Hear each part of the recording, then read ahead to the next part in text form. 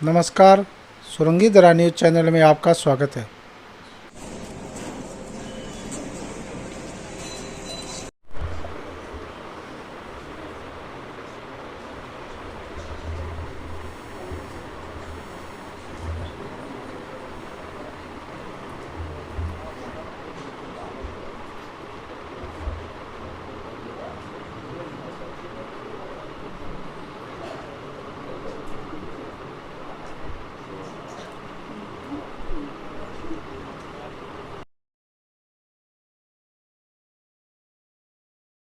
नब्बे तक हम लोग साथ विधायक रहे और पहली बार वो भी चुन के गए थे, पहली बार हम भी चुन के गए थे। लेकिन विरले व्यक्तित्व था उनका, खिलाने में तो कोई उनका मुकाबला नहीं था और बड़े ही सरल व्यक्ति थे।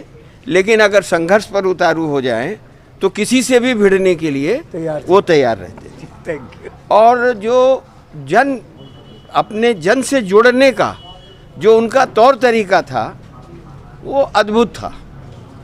और यही वजह है कि यहाँ के लोगों ने 6-7 बार उनको विजयी बनाया। जितना वो क्षेत्र में सक्रिय रहते थे उतना ही दलीय राजनीति में भी और अन्य दलों की राजनीति में भी वो उतना ही सक्रिय रहते थे। तो वो एक अद्भुत उनका व्यक्तित्व था और वैसा राजनीति में कम पाया जाता है। तो अब आज वो नहीं हैं, उनकी कमी तो पूरी नहीं की जा सकती।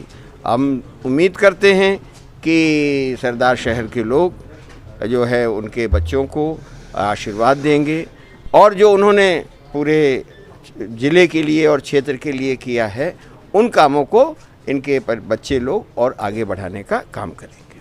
और मैं अपनी श्रद्धांजलि तो विधानसभा अध्यक्ष के रूप में मुझे एक विधायक के रूप में उनको देखने का मौका मिला। 85 में 90 में मैं भी विधायक था, उस समय भी उनको देखने का मौका मिला। जैसा मोहन प्रकाश जी ने कहा, जनता से जुड़े हुए दलीय राजनीति में एक्टिव रहने वाले बहुत कम होते हैं। दलीय राजनीति में एक्टिव होते, जनता से नहीं जुड़ते। पर वो अद्भुत थे कि जनता से भी जुड़े हुए थे, वो दलीय राजनीति में भी इतनी दखलंदाजी रखते थे। ऐसा व्यक्ति जो समाज के प्रति समर्पित हो, न केवल अपने क्षेत्र का प्रतिनिधित्व, समाज का भी प्रतिनिधित्व किया था। ब्राह्मण समाज के संबंध में भी आपने देखा कि बराबर एक्टिव रहे थे। तो राजनीति में बिरले आदमी होते हैं जो पार्टी में भी सक्रिय होते हैं, समाज में भी सक्रिय होते हैं और पार्टी में भी अपनी लड़ाई को लड़ने में हरदम तैयार रहते हैं। ऐसे व्यक्तित्व आज हमारे बीच में नहीं है और उनकी कमी हरदम खलेगी। मैं भगवान से प्रार्थना करता हूँ कि उनकी आत्मा को शांति। नहीं, उनका संस्मरण है, इसलिए कोई एक याद करने की जरूरत नहीं है। मैंने कहा वो अद्भुत व्यक्तित्व के, समस्या को उठाना हो, अपनी समस्या के बारे में तो आपको याद होगा कि सरदार शहर में पानी की क्या स्थिति थी, नहर की क्या स्थिति थी। संघर्ष करके इस इलाके के विकास के लिए जो कुछ भी सरकार से होना था वो काम उन्होंने किया। ये सब जनता जानती है।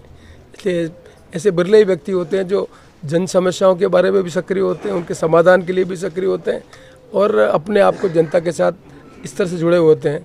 ऐसे बिरले आदमी होते हैं, इसलिए उनकी कमी को हम पूरा नहीं कर सकते।